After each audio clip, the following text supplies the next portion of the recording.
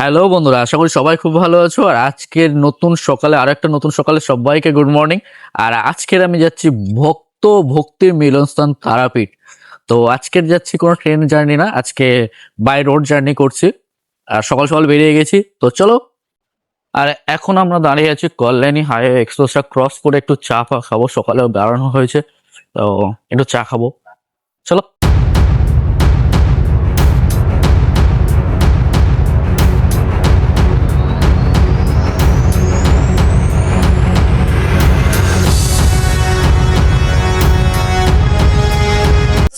তো অ্যাকচুয়ালি এখন আছি আমি তারাপীঠ, আর তারাপীঠে এসে একটু মায়ের কাছে পূজা দেবো না সেটা হয়। আর আমাদের ঠাকুরমশাই বলেছে বিকাল বিকাল পূজা দেওয়ার জন্য, তার একটু ভিড়টা কম থাকবে, তাই এখন যাচ্ছি আমরা মন্দিরে পূজা দিতে। কার শুভ? আমিও তো জানি না।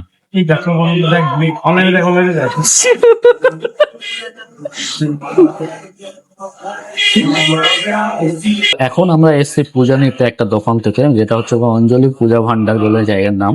সেটা হচ্ছে কি গৌরদর জানাশোনার মধ্যে একটা ঠাকুর মশাইয়ের দোকান। তো সেখান থেকে আমরা পূজা নিচ্ছি। আর গৌরদা লিখছে নাম গোত্র।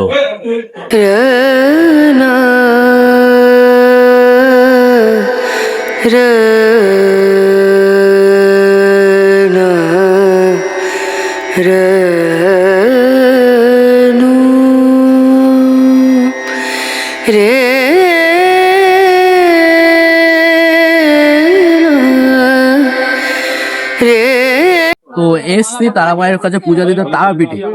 আর ওদিকে নর্মাল লাইন, প্রচন্ড লাইন, আর এদিকে 500 টাকার লাইন আমরা দাঁড়িয়ে আছি। আর এই হচ্ছে আমার হাতে 500 কুপন। 500 টাকা, 500 টাকা। আর 500 টাকা গিয়েছে, গৌরদা মাথায় হাত পড়ে গেছে। বিকাল 4টা থেকে লাইন দেওয়ার পর এখন বাজে সন্ধ্যা 6:30, আর সবে আমরা মায়ের মন্দিরের কাছে, তাও আর 500 টাকা লাইন। কার তীরে ধূপের গন্ধে ডাকে মনটা বারে বারে, শ্মশান রাতের নীরব সুরে জেগে থাকো তুমি তারারে। লাল জবার চোখের জলে ভক্ত দাঁড়ায় তোমার দ্বারে,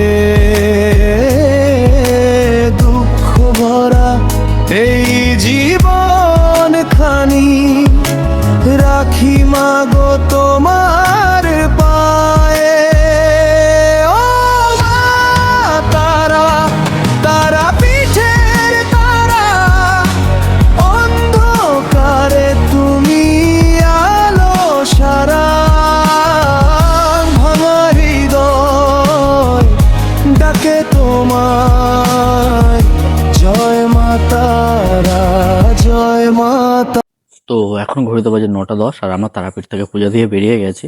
আর আজকে রাতেই আমরা ফিরবো, তো এবার বেরিয়ে যাব, তো চলো। আর এখন চলছে গাড়িতে হাওয়া চেক, মানে অনেকটা দূর লং জার্নি করতে হবে, তাই একটু হাওয়া মেরে নিতে হবে। আর ওয়েদারটা খুব সুন্দর রয়েছে, তাই কাঁচ খুলেই যাচ্ছে, এসি না চালিয়ে, খুব সুন্দর লাগছে। অনেকদিন পর লং জার্নি করছে গাড়িতে, তো চলো।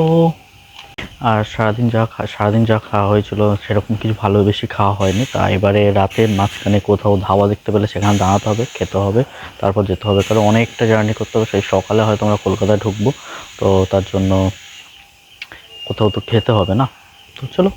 তো আমাদের গাড়িতে হাওয়া দাওয়া কমপ্লিট, মানে হাওয়া চেক করে নেওয়া কমপ্লিট। এবার গাড়িতে চলতে শুরু করবো, মানে যাবো। আর সবার হাল দেখো, গৌরবদা তো আর এদিকে দাদা চেক করছে, মানে নিজেদের গাড়ি নিজেরাই হাওয়া দিচ্ছে, ফ্রিতে হাওয়া দিচ্ছে। মানে এখানে তেল মেরেছে, মানে buy one get one free, এখানে তেল দেওয়া হচ্ছে আর এখান থেকে হাওয়া দেওয়া হচ্ছে ফ্রি।